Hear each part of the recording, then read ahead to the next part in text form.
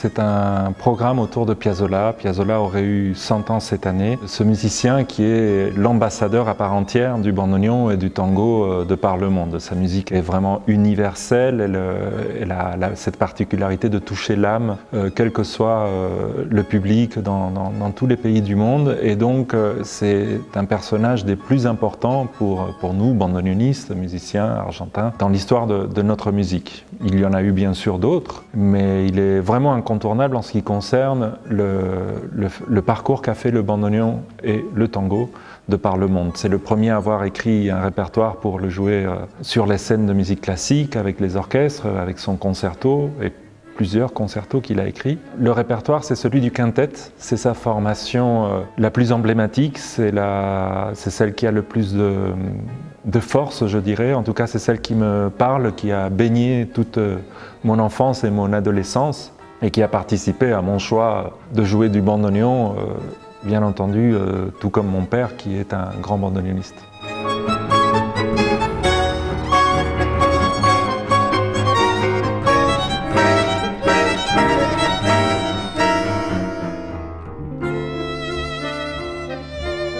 La dernière fois que je suis venu à Suresnes, c'était pour un spectacle de Camilla Saraceni avec une chanteuse, Sandra Rumolino, et avec un duo très particulier où je devais jouer du bandoneon qui se joue normalement sur les genoux de la chanteuse.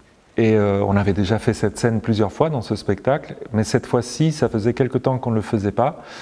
Et tout d'un coup, il y a eu ce petit instant où on sent que la personne qui est vraiment collée donc, à ce qui nous arrive souvent, même si on le cache, elle a eu le trac. Et ça a duré 1 seconde et il a suffi d'un accord et vraiment de se relâcher tous les deux pour que ça disparaisse et qu'on profite d'un moment musical de complicité. Donc c'est vraiment, j'ai cette scène avec Sandra qui est gravée ici au théâtre Jean Vilar. Cette période qu'on a traversée est unique, elle a été particulièrement dure.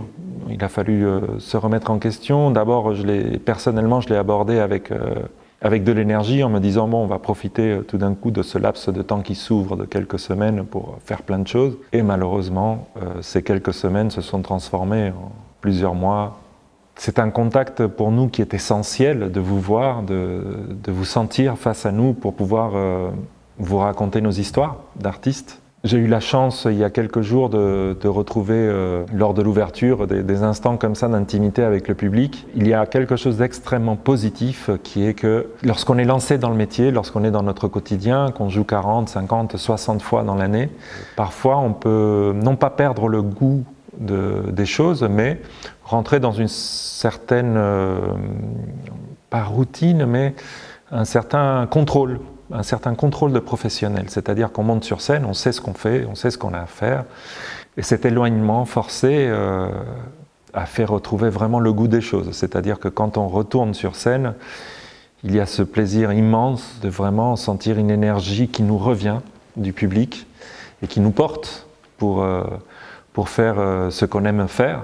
Et ça, c'est irremplaçable. Donc toutes ces vidéos et toutes ces choses virtuelles nous ont permis de continuer à communiquer avec vous, mais je serais ravi de vous retrouver avec ce véritable rapport de scène et de public présent.